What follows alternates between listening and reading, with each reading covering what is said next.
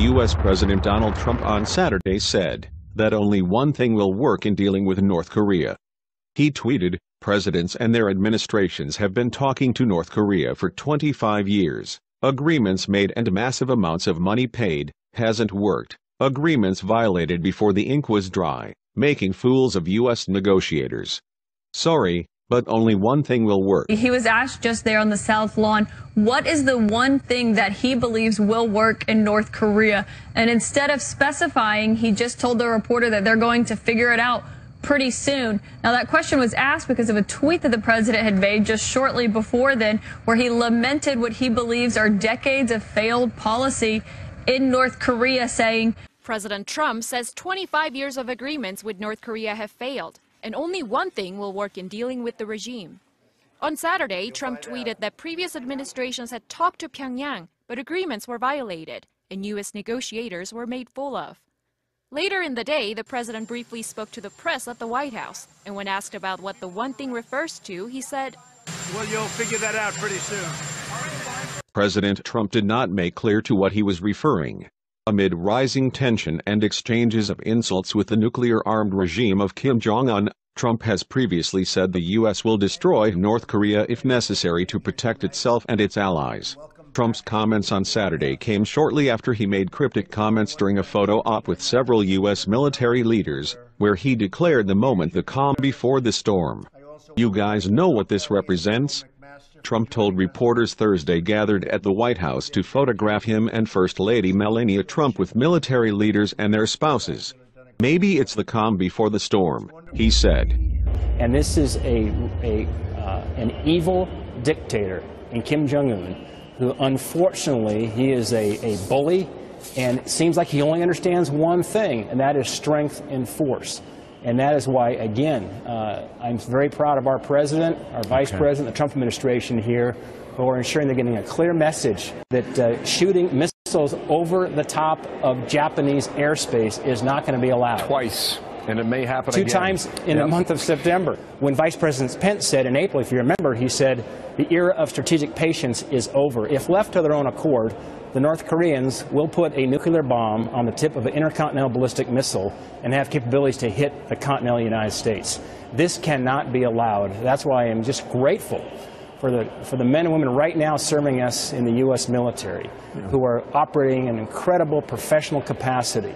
The conversation with General Brooks and his team of generals, very, very thoughtful, very strategic, but I'll tell you what, unwavering in their resolve, making sure the North Koreans understand that all options are on the table, and we are not going to back down.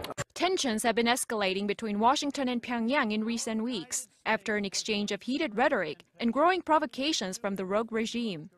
Trump has warned fire and fury against the North, and said the U.S. could destroy North Korea if necessary to protect itself and its allies. Pyongyang's leader has called Trump mentally deranged and a gangster rather than a politician, while the country's foreign minister accused the U.S. president of declaring war.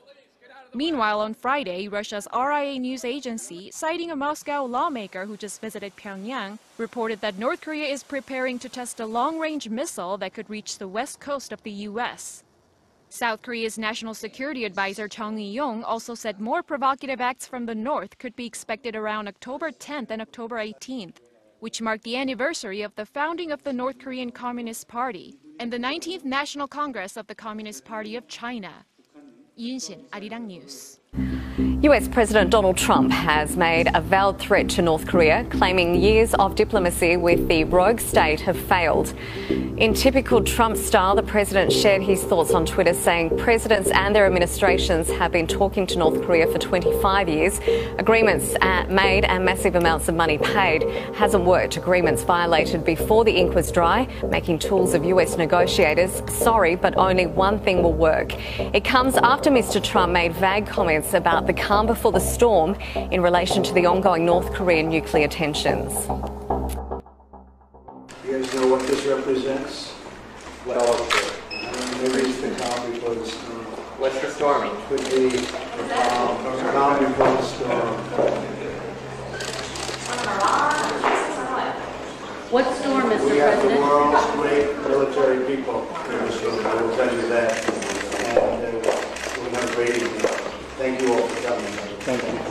What storm, Mr. President? You'll find out. Over $700 billion is getting us back to the position we have to be. Almost never have we needed great, powerful, strong, and brilliant military. And that's where we are, and that's where we're going, and going very rapidly. Moving forward, I also expect you to provide me with a broad range of military options when needed at a much faster pace. I know that government bureaucracy is slow, but I am depending on you to overcome the obstacles of bureaucracy. Finally, I want to thank each and every one of you for the immense personal sacrifices you and your family make on behalf of our great country. Your patriotism, selflessness, and courage are an inspiration to me and an inspiration to our entire nation. I look forward to our discussion today, and I look especially forward to being with you and your spouses a little bit later, where we will have dinner, but I know we'll still be talking about what we all enjoy talking about. And perhaps our spouses have some better ideas than even we do, but I hope not. But I think that could be possible. So again, thank you all for being here. We appreciate it very much, and thank you all very much. I appreciate it. We'll be looking into that over the next short period of time. We'll be looking into that over the next short period of time. Does the NRA announcement provide some affirmation of the need to make a change? Thank you all very much. Thank you. You'll be hearing about Iran very shortly. Thank you. Appreciate it.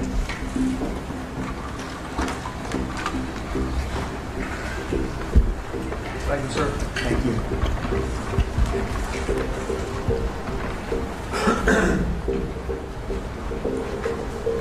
Thank you very much, everybody. Mr. President, what did you mean by calm before the storm? Yesterday, what did you mean by that? Thank you very much.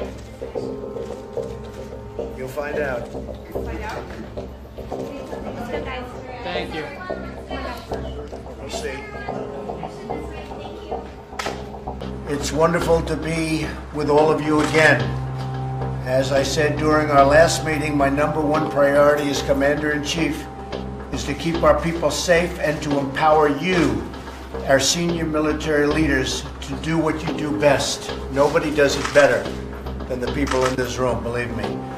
We have many pressing national security issues facing our country. In addition to devastating natural disasters, we have had some big natural disasters, and some of you know exactly because your people have done an incredible job, and I appreciate it.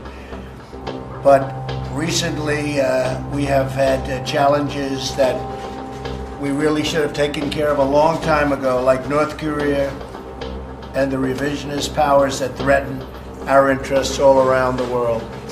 It falls on the people in this room to defend the American people from these threats. I know we share a belief in putting the safety and the well-being of the American people first, and I look forward to hearing from you and your ideas.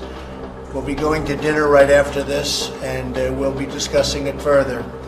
But I look very much forward to discussing certain things right now, and we have certain very critical areas that we will be discussing. In North Korea, our goal is denuclearization. We cannot allow this dictatorship to threaten our nation or our allies with unimaginable loss of life. We will do what we must do to prevent that from happening, and it will be done if necessary, believe me. In addition, we must not allow Iran to obtain nuclear weapons. The Iranian regime supports terrorism and exports violence, bloodshed, and chaos across the Middle East. That is why we must put an end to Iran's continued aggression and nuclear ambitions. They have not lived up to the spirit of their agreement. In all areas, I want to ensure that our armed forces have the funding, the readiness, and the force capacity to be successful. Our budget this year, as you know, well over $700 billion, is getting us back to the position we have to be. Almost never have we needed great, powerful, strong, and brilliant military. And that's where we are, and that's where we're going, and going very rapidly. Moving forward, I also expect you to provide me with a broad range of military options when needed at a much faster pace. I know that government bureaucracy is slow, but I am depending on you to overcome the obstacles of bureaucracy. Finally, I want to thank each and every one of you for the immense personal sacrifices you and your family make on behalf of our great country. Your patriotism, selflessness, and courage are an inspiration to me and an inspiration to our entire nation.